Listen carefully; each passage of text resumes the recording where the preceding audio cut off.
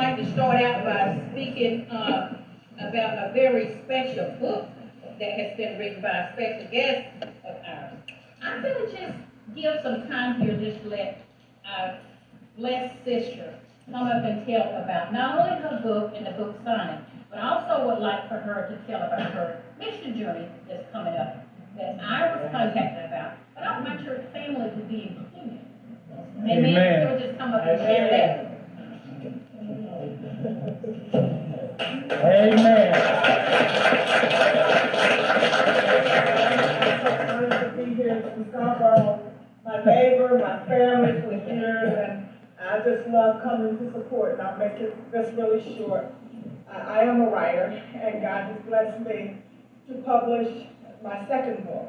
Amen. And I will be doing a book signing on Tuesday at the library in Mount Gilead at 10 o'clock. And the book is called Seraph de Colombi, which means the angel of Colombia. And it basically talks about me as a child growing up in my community and about my family. I need to do this. Okay.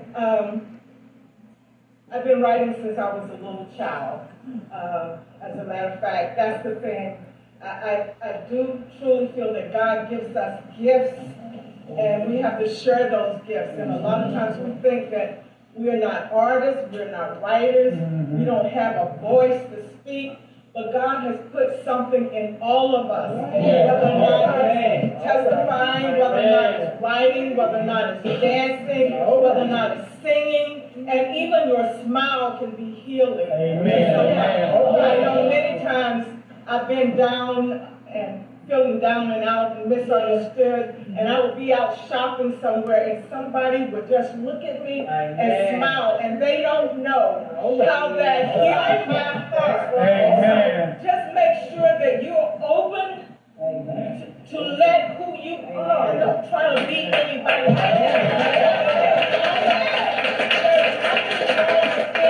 God made all of us to be who we are, because that's the only way that He can manifest His love. It's through you, who you are. How you look at what you do and what you have to say. So He has given you that voice.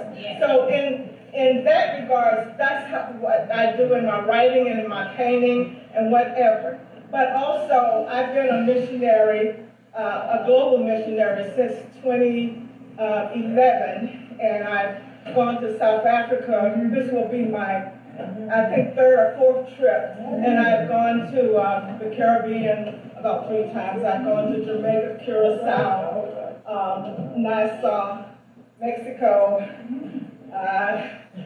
Swaziland, Cape Town, South Africa, Piet Retief, South Africa, and I'm going back to Swaziland in November of this year.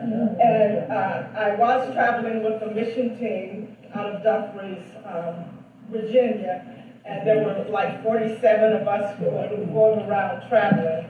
And God blessed me to start doing the mission work on my own.